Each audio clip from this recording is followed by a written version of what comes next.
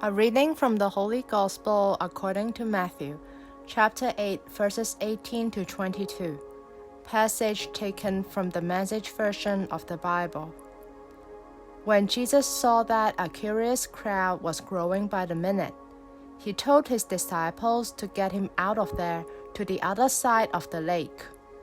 As they left, a religion scholar asked if he could go along. "I'll go with you, wherever," he said. Jesus was curt. "Are you ready to rough it? We're not staying in the best inns, you know." Another follower said, "Master, excuse me for a couple of days. Please, I have my father's funeral to take care of." Jesus refused. "First things first, your business is life, not death. Follow me, pursue life." The Gospel of the Lord.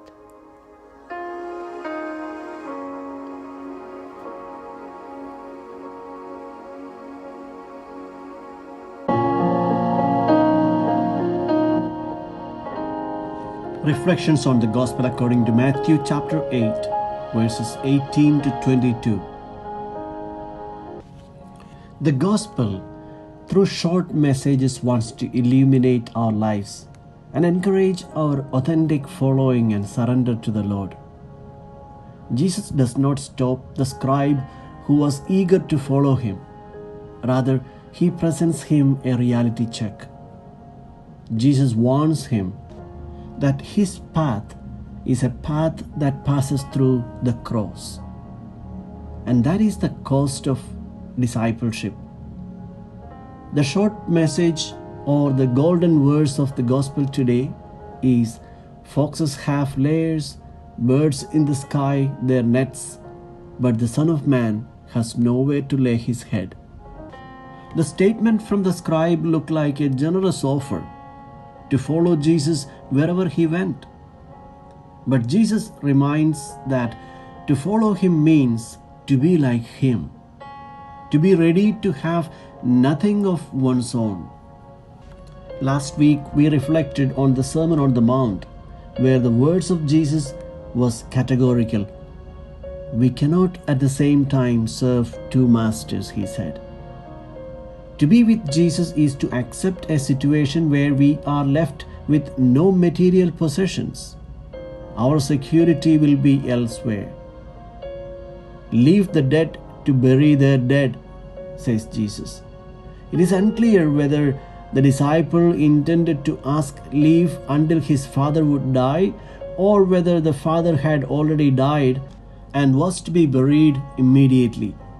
In either case, in Jesus' mind, those not committed to the kingdom were dead.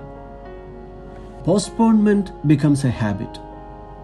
After his father's death, he would find another reason for delay, and another. He is saying to us, if you want to be free now.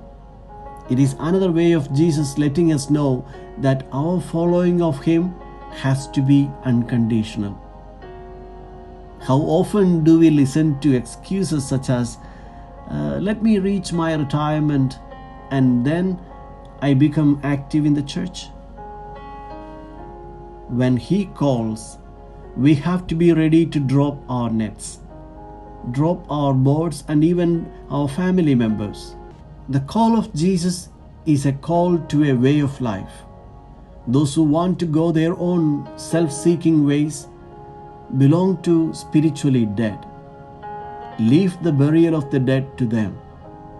The rituals of society, including burial, have their place, an important place, but for Jesus, the call to the kingdom represents a radical commitment to a more important set of values.